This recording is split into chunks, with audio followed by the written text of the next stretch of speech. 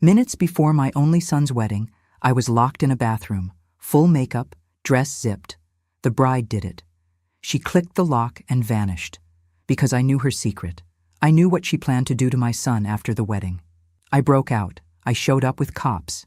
Her arrest became the main event. Before we start, don't forget to like this video, comment where you're watching from, and hit that subscribe button so you never miss a story like this. She rolled her suitcase in like she'd done it 100 times before, even though it was her first time staying in our house. Ava, my son Liam's fiancée, didn't knock, didn't smile, didn't even pretend to hesitate. Just dragged her designer luggage across my tile floor and said, "I'll just drop this in Liam's room, yeah?" Like it wasn't my house, like I was the guest. I laughed, soft, polite, fake. "Actually, we set up the guest room for you," I started, but she waved me off. "Oh no, Liam said it's fine," she said, disappearing into his room before I could even finish. First red flag. She was beautiful, I'll give her that. Model skin, perfect hair, wore everything like it came off a curated Instagram feed. Liam looked hypnotized around her. He'd met her 6 months ago at some weekend networking event in San Diego, and since then, it's been full speed. They were engaged within 3 months. I tried to keep up, I really did. I smiled through the shock, hosted dinners, offered help with the planning, stayed out of their way when they whispered on the couch. But even from the start, she didn't like me. Not outright, she was smarter than that, but in small cuts. "Oh, I'll do the food," she'd say. "Liam already told me what he likes. He doesn't really need to be babied anymore, does he?" Or, my favorite, the time she looked at our family photos on the wall and asked, "Wow, was this before Liam got handsome?" Like I was some stranger she was trying to impress. But I didn't push. I waited, watched. I figured time would either prove me wrong or hand me the truth. It didn't take long. About 3 weeks before the wedding, I started noticing her locking the door during random FaceTime calls. Not for privacy, for secrecy. She'd be all giggly one minute, then whispering the next. And whenever I walked by, she'd flip the phone face down like a poker player folding a losing hand. One night, I went to the kitchen around 11 to refill my water, and I heard her voice drifting from the guest room. She was laughing, soft but nervous. I paused. It wasn't Liam she was talking to. "You're such an idiot," she giggled. "I'm serious, I'm nervous. What if she finds out?" She paused, then added, "No, babe, I'm not backing out. I'm marrying him. But after the honeymoon, we're gone. He's got that trust account, remember? She still thinks I'm some sweet girl who loves him." My hand froze on the fridge handle. I stood there, heart pounding, and slowly stepped back down the hallway. The guest room door was cracked. I slid my phone out of my pocket and hit record. Her voice sharpened. "Listen, this isn't the first time I've had to play nice for a couple months. He's soft. He worships me. She's the only one I'm worried about. His mom's obsessed with him." I barely breathed. Then the guy's voice crackled on speaker. "Then get rid of her. She's the only thing in the way." Ava laughed again. "Don't worry. I've got it handled." I saved the recording, backed it up to my email, and texted a copy to my old friend, a cop I've known for years. He messaged me within minutes. "Don't confront her yet. If she suspects anything, she might disappear. Wait for the wedding. Walk in with proof. We'll be there." I deleted the text thread just in case. That night, I stared at the ceiling, piecing it all together. The quick engagement, the controlling behavior, the money talk, the boyfriend. I realized Ava never loved Liam. She just saw him as a walking payout. And worse, if I hadn't heard that call, my son would have married a scam artist who was plotting to destroy him from day one. I tried to stay calm the next morning. She made coffee like nothing happened, sat at the counter scrolling TikTok. "Hey," she said, all smiles, "can you help me find a white clutch? I want something simple for the rehearsal dinner." I nodded, fake smiled back. Inside, I was already building a folder of evidence. printing documents, pulling her old social media profiles, digging into old usernames, and finding one where she tagged a guy with a heart emoji just 3 months ago. I screenshotted everything. She thought I was slow. She had no idea I was 5 steps ahead, or so I thought. 2 days after I recorded that call, I walked into the kitchen and saw Ava wiping down the counters like she was prepping for a real estate shoot. Back arched, hair tied perfectly, humming like she was trying to sell the illusion of domestic bliss. She looked up and smiled too wide. "Morning," she said, like we hadn't just shared a house filled with invisible knives. "Liam told me we should all do brunch this Sunday, just the 3 of us. Family time, you know?" My stomach flipped. She was trying to act normal, trying to reestablish her role, but I smiled back. I'd already started phase 2. That morning, before anyone woke up, I copied the audio file to a brand new USB drive, one I bought at a 24-hour Walgreens the night before. I printed screenshots of Ava's alternate Instagram, the one she forgot to delete. In that account, under a slightly altered name, she was posting beach selfies with the same man from the call, Derek, tagging him with "My King" and "Can't wait till it's just us." Time-stamped just 2 months ago. I filed it all into a slim envelope, labeled it "Wedding Day," and hid it in the lining of my shoebox. Not the one in my closet, the one under the laundry sink where she'd never look. My phone, meanwhile, was cleared of everything. I wasn't taking chances. I texted my friend Michelle, the cop, and asked if she could do a drive-by the day of the wedding. I told her, just in case. She wrote back, "Got you. Call me if anything weird happens." Something weird happened that same night. I walked in on Ava in my bedroom. She was holding my framed picture of Liam as a baby, just staring at it. Not sweetly, not with warmth, just flat. When she saw me, she jumped. "Oh my God, sorry. I was looking for Advil and didn't want to wake Liam. I thought this was the linen closet." My bedroom. The linen closet is down the hall. I didn't say anything. I just nodded and watched her walk out with no Advil in her hands. The next morning, my laptop was dead. Weird. I hadn't left it on. When I plugged it in, the screen came back up to my Gmail. My inbox was open, and so was my sent folder. My heart dropped. I checked the recent devices. There it was. Accessed just 6 hours earlier. She'd been snooping. Probably saw the backup email I'd sent to myself with the recording. But that's the part that made me smile, just a little. Because she'd think deleting that one message would make her safe. She had no clue I'd stored 3 versions. One on USB, one on a burner email under a different name, and another on an encrypted cloud drive Liam helped me set up years ago. I played dumb. I made breakfast. I let her think she'd won. She even started acting smug again, more relaxed. "Did you end up finding a dress for the rehearsal dinner?" she asked, sipping oat milk like she was the one hosting this wedding. "Oh, I've got a few options," I said, stirring the eggs. "But you know me. Simple tastes." She said, dragging out the sound. "Yeah, sometimes simple's better." That was her. Every compliment with a hook underneath. Every moment a power play. But the moment that confirmed, everything for me was at the dress fitting, 2 nights before the wedding. She asked me to zip her up. "You're the only one with hands steady enough," she said, and stood in front of the mirror in a backless white gown that cost more than my first car. I zipped her up slowly, silently, staring at the reflection of her face. And she was staring back at me. Not at the dress, not at the moment. At me. "You think I don't know what you're doing," she said softly, low enough so the bridal, attendant folding veils wouldn't hear. "You think your little games matter." I smiled, just barely. "I'm not playing, Ava. I'm watching." Her eyes narrowed. "Stay in your lane." I didn't answer, just finished the zip and stepped back. That night, I added something new to the envelope. Not just evidence. I wrote a letter to Liam, sealed it, just in case things went sideways.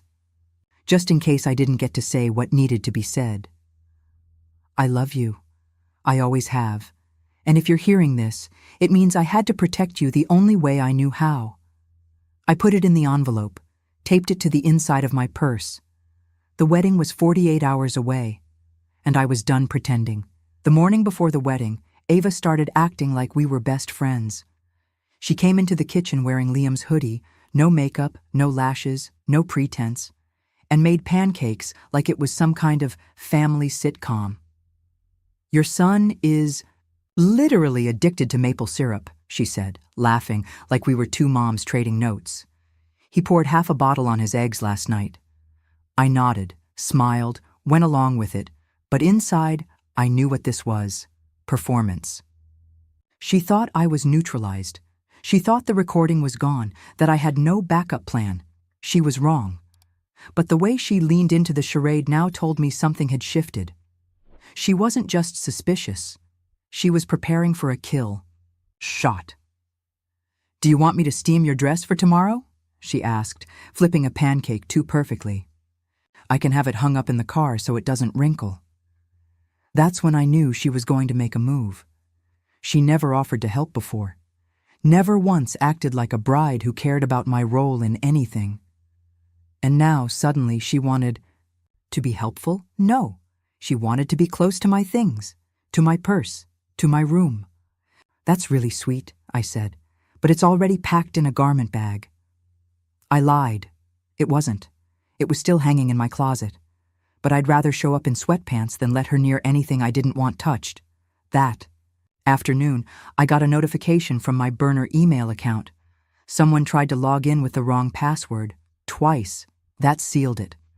She was trying to erase everything, every trace, probably hoping I'd panic or give up. But I'd already moved the USB to a backup hiding spot, inside the lining of an old, unused clutch in the garage cabinet under a bag of Christmas lights. I'd also made a second copy. One was going with me.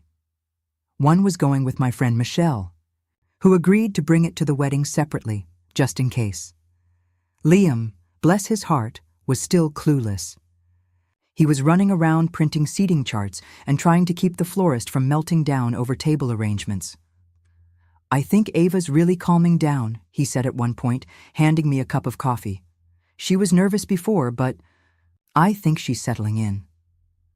I smiled, thanked him, and tried not to scream. I wanted to tell him, God, I wanted to, but if I blurted it all now, without proof, without the right setup, she could turn it around. She could cry, twist it, gaslight him, play the victim. No, the reveal had to be public, final. No room for her to fake a comeback. Later that night, I caught her in the hallway with my phone. It was sitting on the charger, and she was dusting around it with a cleaning rag. I stepped out of my bedroom, silent. She jumped. Oh, I was just wiping the shelves. So dusty in here, she said, like she hadn't just moved the cord. I walked over, calmly, picked up my phone, and opened the photo app. There was a screenshot of my lock screen, time and code pattern. She'd tried to get in and failed, and she was trying to memorize how I opened it. You missed a spot, I said, pointing at a perfectly clean shelf. She smiled, cold. You're clever, she said, and walked away. I stayed up that night, fully dressed, phone in one hand, USB in the other, purse zipped, backup letter taped inside. Just before midnight, I heard her door creak open. I turned off the light and stood behind it. Her footsteps moved down the hall. Then silence. Then the front door clicked shut. I waited 3 minutes, opened the curtain, and saw her sitting in her car on the phone. I couldn't hear anything. But I watched her face, serious, focused, lips barely moving like she was trying not to be seen mouthing the words. I filmed 20 seconds through the window just in case. Then I went back to bed and laid there, wide awake, knowing one thing for sure. Tomorrow, something was coming. She either thought she'd won, or she was about to make sure I couldn't show up to the wedding at all, wedding day. I woke up early, no alarm, no sleep, just instinct, the kind that starts buzzing before danger even has a name. The house was quiet, fake quiet, like the kind in a horror movie right before something bad happens. I made coffee with shaking hands, hair already pinned, dress still hanging untouched in the closet. She was up before me, which was unusual. Full makeup, hair curled, voice high and chipper. "Big day," she said, practically dancing around the kitchen like a Disney villain in disguise. "We should take a picture together later, make it official." I smiled without showing teeth and said nothing. I watched her movements, too controlled. She wasn't nervous, she was satisfied. I checked my purse one more time. USB, check. Backup letter, still taped inside. Phone, fully charged. I was ready, or so I thought. About an hour later, as I was stepping out of the bathroom in a robe, she knocked on my bedroom door holding a sleek white bag. "Hey, I brought you something," she said, smiling like a wolf. "I know you said you were set, but I found this little satin shawl I thought might match your dress. Want to try it on real quick?" My gut twisted. "That's really thoughtful," I said. She followed me in. I reached for the shawl, but she motioned toward the guest bathroom down the hall. "Lighting's better in there. I swear it makes everything look smoother. Just try it on with the dress real quick. We've got time." She was too eager. That's what tipped it. I almost said no. But then I realized, let her think she's winning. So I nodded. "Sure, why not?" I took the shawl, walked into the guest bathroom, and shut the door. I barely turned around before I heard the sound. Click. Not the normal sound of a latch, a harder one. I turned back and twisted the knob. Locked, from the outside. "Ava?" I said through the door. No answer. I knocked harder. "Ava!" Still. Silence. Then, footsteps fading. Gone. I banged louder, yanked the knob, tried shoving my shoulder into it, but the lock held. It was the old kind. Push button, but she must have jammed it with something. I scanned the room. No window low enough to climb out. No phone. My purse was in the bedroom. My USB, my backup letter, all in the bag now in her hands. I stopped moving, my chest locked up. This was it. This was the plan. She hadn't just locked me in. She'd taken my proof, my voice, my access. I was supposed to miss the wedding entirely.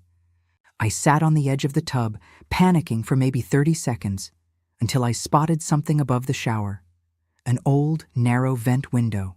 Too small. But maybe not impossible. I pulled over the trash bin, stacked a stool on top of it, and climbed. Barefoot, gripping the towel bar for balance. The metal frame cut into my palm as I forced it open. It screeched. I didn't care. I shoved my arm through, then my shoulder. It was tight, sharp, painful. I kept going. Scraped both elbows. Tore. My sleeve. Felt the edge of a nail slice into my thigh as I slid through, inch by inch, until I collapsed in the backyard flower bed like a burglar. I got up, limped barefoot across gravel, banged on my neighbor's door in a ripped dress and a bloody arm. "Phone," I gasped. "Now." She handed it over without even asking. I called Michelle. "I've been locked in. She took my bag. I don't know what she's done with it. I'm headed there now." Michelle was calm. "I'm already near the venue. She's there, dressed, smiling. Everything's normal." I grabbed a t-shirt from the neighbor, shoved my feet into her kids' flip-flops, and drove my scratched-up body across town like I was racing a bomb. "Do not let that wedding start," I said into the phone. "I don't care if you have to fake a gas leak. I'm on my way, and I've still got one copy left." By the time I reached the venue, I looked like hell. Scratched, sweaty, makeup streaked down my neck, my neighbor's flip-flops cutting into my feet with every step. It didn't matter. The second I parked, I saw Ava's car already there.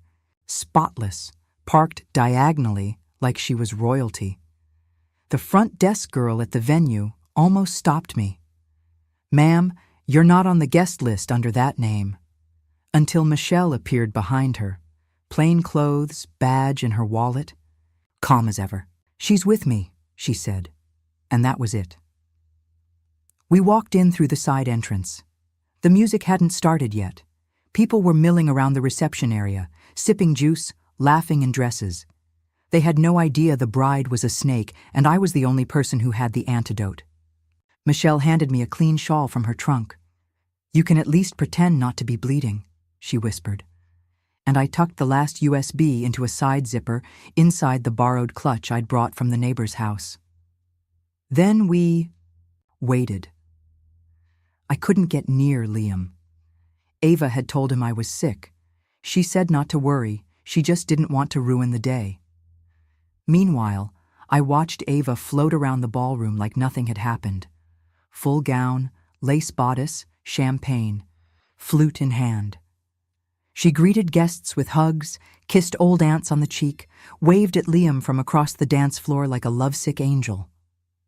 She even had the nerve to glance in my direction once, just once, and wink. That wink burned.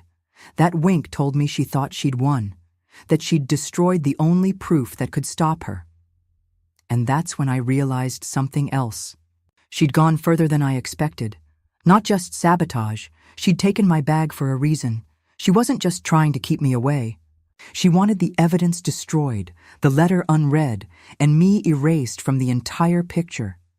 If I'd failed to escape, she'd have walked down the aisle like nothing happened, married Liam, and probably framed me for vanishing on purpose. "She left," she'd tell him. "She couldn't handle it. She didn't even want to be here." But I was here. And I wasn't going to watch my son get legally shackled to a sociopath with eyelash extensions. Michelle leaned over and said, "They're about to open the main doors. You want to hit her at the vows or before?" I thought for a second. "Let her walk. Let her taste it. Then I burn it down." Michelle nodded once and disappeared to the back. Meanwhile, I stepped closer to the center aisle, behind the last row of seats, just out of view. The venue went quiet. Lights dimmed slightly. The officiant walked in. Guests stood. And there she was. Ava appeared at the top of the aisle in slow motion, veil pulled low, face serene, bouquet clutched with perfect posture. She smiled at the crowd like a woman who'd just buried the only witness. The music swelled. She took one step, then another. Guests whispered, phones lifted, and I stood behind them, heart steady now, not racing, just waiting. The walk felt like forever. She reached the front. Liam turned to face her, smiling like a fool in love. And just as the officiant opened his mouth, I moved. Step by step, through the center, straight down the aisle like I belonged there. Someone gasped. Chairs scraped back. Ava didn't even turn until I said her name out loud. "Ava." She spun, eyes wide. I held up the clutch. "You forgot one copy, sweetheart." The USB glinted in the light, and then the entire ceremony changed. Everything froze. For one long second, nobody moved. Not Ava, not Liam, not the priest with his little black binder halfway open, just silence like a suspended breath. Then Ava took a half step forward, voice light but tight, trying to spin it. "Oh my God, Maya, what are you doing? You said you weren't feeling well," but her smile was already cracking. "I changed my mind," I said, loud enough for every guest in the room to hear, "when you locked me in the bathroom and stole my purse." Now everyone was turning, heads swiveling, whispers rising, people shifting in their seats. Liam looked from her to me, confused, starting to say something, but I cut him off. "You told her I left. You told her I was sick, but you didn't expect me to crawl out a window and show up anyway." Ava's face dropped like glass cracking under weight, her mouth open but empty. Michelle stepped in through the side aisle now, not in uniform, but showing her badge with one smooth motion. "We'll take it from here," she said, nodding at the AV guy near the sound booth. I handed him the USB. "Plug this in, Play track 1. Ma'am. He hesitated, looking between us. Just do it, Michelle said. So he did. A few seconds of static, then Ava's voice blared through the reception speakers, unmistakable, on a phone call recorded weeks earlier. Don't worry, babe. I'm not backing out. I'm marrying him. After the honeymoon, we're gone. He's got the trust account. Remember? His mom's the only problem. She's obsessed with him. I'll handle her. You could hear a pin drop. Even the waitstaff froze. A few people in the front row covered their mouths. Someone whispered, "Is this real?" Liam stood completely still, staring at the floor like the gravity in his body had shifted. Then the other voice, Derek, crackled through. "Then get rid of her. She's the only thing in the way." Then Ava again, laughing. "Don't worry, I've done this before." The clip ended. Silence again. No music, no priest, no fake apologies left. Ava didn't move. Her face had turned stone. I could see her brain flicking between options. Cry, deny, scream, run. She picked denial. "That's not me. That's not anyone could edit." "Save it," Michelle said, stepping forward. "We already confirmed the voice match. You've got warrants out of Nevada under a different last name, and your little boyfriend Derek's been posting from a private Instagram account that isn't very private." Ava looked at Liam then, full panic now, eyes wet. "I can explain. She doesn't like me. She's been trying to sabotage this from the start." But Liam didn't say anything. He just stared at her like she was someone he'd never seen before. Michelle moved fast. "Turn around," she said, slipping cuffs from her waistband. Ava didn't resist. She just whispered something I couldn't hear. Michelle paused, leaned closer, then cuffed her anyway. "Nice try," she said. "But we were just joking doesn't fly when the guy you're joking with is standing outside right now trying to delete his Instagram in a panic." Ava flinched. She hadn't known Derek was nearby. Michelle signaled to another officer. At the door. "Bring him in." I watched her eyes widen as he was led in through the lobby, hoodie up, face pale. Liam turned away. Couldn't even look at either of them. Ava tried one more time as she was being led out. "Liam, please, you know I love you. I never meant—" "You meant every word," I said before Liam could answer. "You thought I was weak. You thought locking me in would shut me up." She looked at me one last time, and for the first time, she didn't say anything back, just stared, burning, before the door closed behind her. The room stayed silent. No applause, no gasps. Just a room full of people who came for a wedding and got something else entirely. And my son, standing, at the altar, still wearing the ring he was supposed to give her, looking like he'd aged 5 years in 5 minutes. Liam didn't say a word for 10 full minutes after she was gone. Not to me, not to the guests, not even to the priest, who quietly packed up his binder and backed away like someone leaving a crime scene. The room stayed frozen, chairs half turned, phones half lowered, every single person too stunned to move. I didn't go to Liam right away. I waited, gave him that silence to think, to process. Then, when he finally looked at me, really looked, his face cracked. Not with tears, not right away, but with confusion. Like he was trying to understand how the girl he proposed to had just been let out in handcuffs with her secret boyfriend right behind her. "She told me you hated her," he said, his voice low, raspy. "She said you'd try to break us up." I stepped closer. "She told you what she needed you to believe. She knew I saw through her. That's why she kept twisting things." He nodded, barely, his whole body stiff, like he didn't trust any of his muscles to work yet. "How long did you know?" "Long enough to back it all up 3 different ways," I said. "Long enough to get you out before it was too late." He dropped his eyes again. "I feel so stupid." I shook my head. "You loved someone who lied well. That's not stupid. That's human." People started filtering out then. Quiet. Respectful, no eye contact.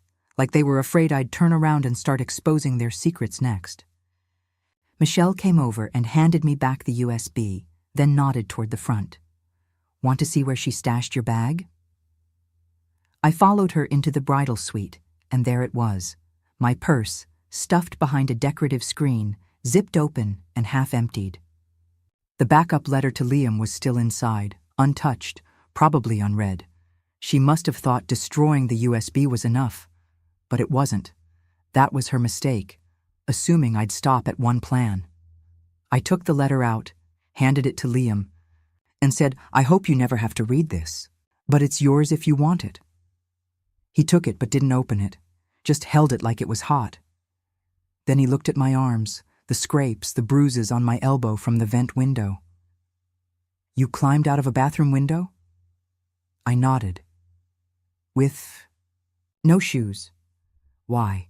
He asked. Not angry, just broken. Because I wasn't going to let you marry someone who was planning to ruin you. He sat down hard on the velvet bench and dropped his head into his hands. Jesus Christ, I was going to give her everything, my whole life. I didn't say, I know. I didn't say, I told you. I just sat next to him, and we stayed. Like that until the venue manager came in and quietly asked if we wanted the cake boxed or donated. Later that night, after the guests were gone and the ballroom cleared, Liam and I sat in the kitchen back home, still in our formal clothes, still not fully speaking. I poured us both tea. He finally broke the silence with one sentence that shattered me. She said she was pregnant. I froze. What? Last week. She told me she hadn't told anyone else yet. I didn't answer right away. Then I said, Do you believe her?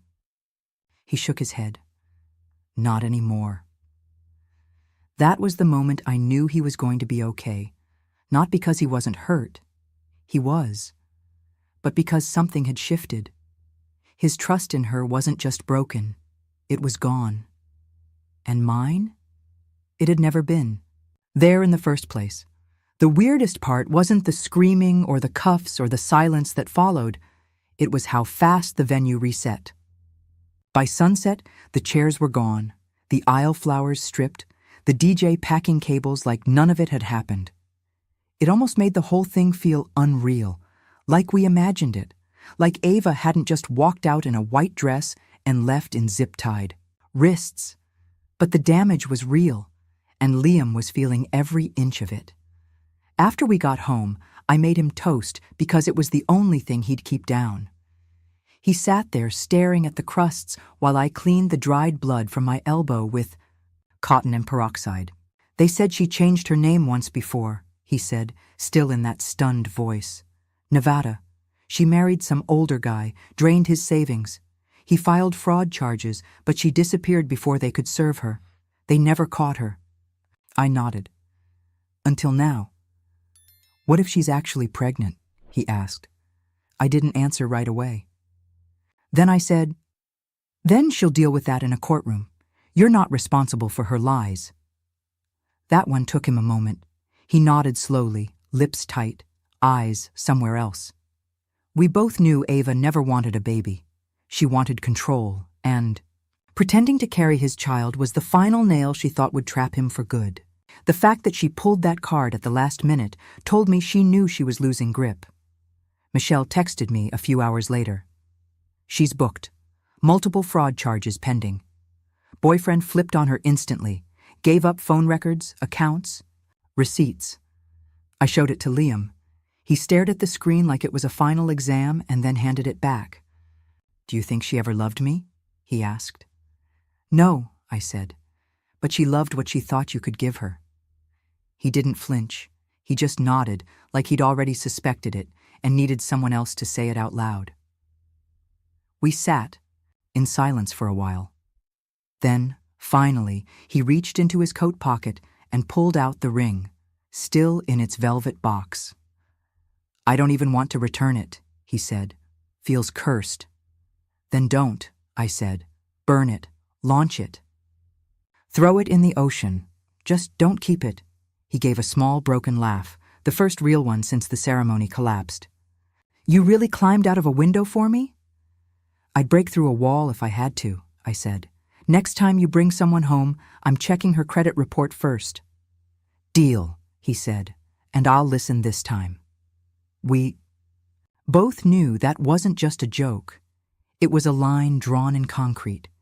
Because next time, he wouldn't ignore the flags, and I wouldn't hesitate to step in sooner. We didn't need vows or speeches. We just needed that moment. Quiet, raw, scarred, to stitch what Ava tried to tear apart. They found Derek 3 blocks from the venue, parked near a gas station in a rental car under a fake name, probably waiting to hear if Ava had pulled it off. If she'd managed to get the vows done, get access to the accounts, get me out of the way long enough to lock it all in. But instead, what he got was a knock on the window from 2 plainclothes officers who recognized his face from the Instagram Ava forgot to make private. He didn't even resist, just looked down, sighed, and said, "Took you long enough." That's how cocky he was, like getting caught was inevitable, just late. Michelle told me later that he cracked fast. Told them Ava planned everything, from the move to LA to the accidental FaceTime calls to build Liam's trust. She kept Derek on the side for the real life, the real plan. And Liam? He was just the mark. She was going to play the long game, Derek confessed. Year, maybe 2, milk it slow. She just didn't expect the mom to be like that. Michelle said she asked him what he meant by that. He told her, suspicious, sharp, the kind that doesn't fall for eyelashes, and compliments. When she told me that part, I just sat there, silent, because I knew exactly what he meant. Ava underestimated me. That was her fatal error. She thought I was a soft target, just another mother desperate to be liked by her future daughter-in-law. She didn't realize I'd been clocking her from day one, not because I hated her, not because I was jealous, but because something in me just knew she wasn't right. And now, with both of them in custody, the full picture started coming out. There was another ex in Arizona who'd lost 10 grand before Ava ghosted him. Another one in Florida. Same pattern. Romance, rush, vanish. Only difference this time was she got greedy and tried marrying into a family with resources and a mother who paid attention. Liam read through the police report in pieces. He couldn't do it all at once. Every new name made him wince. Every dollar stolen felt like a betrayal retroactively aimed at him. She never even wanted me, he said, not crying, just hollow. Not really. She wanted what you gave easily, I said, and that's love, trust. She didn't know what to do with that. That's why she broke it. He nodded slowly, then asked, "How long would it have taken me to figure it out if you hadn't stopped it?" I didn't answer, because we both knew the truth, maybe years, maybe never, maybe when it was too late. And maybe that's why I fought the way I did, because sometimes love doesn't look like quiet support. Sometimes it looks like ripping off the veil before the vows. 2 weeks later, the venue refunded half the deposit, citing unforeseen legal disruptions, and the wedding planner ghosted us completely. No calls, no emails, just vanished. Like Ava had rubbed off on her too. Liam didn't want a party, didn't want friends over, didn't even want to explain what happened. He just said he needed time, and I gave it to him. Quiet breakfasts, no pressure. I didn't bring up Ava, unless he did. The cops called twice with updates. Ava was refusing to speak without a lawyer, but Derek was singing. He gave up the timelines, the scripts, even the fake identities she used in 2 other states. She'd be facing federal charges by summer. I asked Michelle if Ava ever said anything when she was finally processed, when the cuffs came off and the cell door slammed shut. Michelle said she looked dead behind the eyes, didn't cry, didn't beg, just muttered, "Tell that woman she's lucky," before lying down on the holding bench like she was taking a nap. I didn't feel lucky. I felt tired. Not heroic, not vindicated, just drained. But when Liam came downstairs one morning holding the letter I wrote, the one I thought he'd thrown away, and he said, "I read it," I froze. He didn't hand it back, just kept holding it, folded in his palm like a soft weapon. "I didn't know how much you were carrying," he said, "or how close I was to ruining my life." I wanted to say something, but I couldn't, so I just nodded. "I owe you," he said. "You don't," I finally said, "but you should. Know this. I didn't do any of it to be right. I did it to make sure you got to live the life you actually deserve."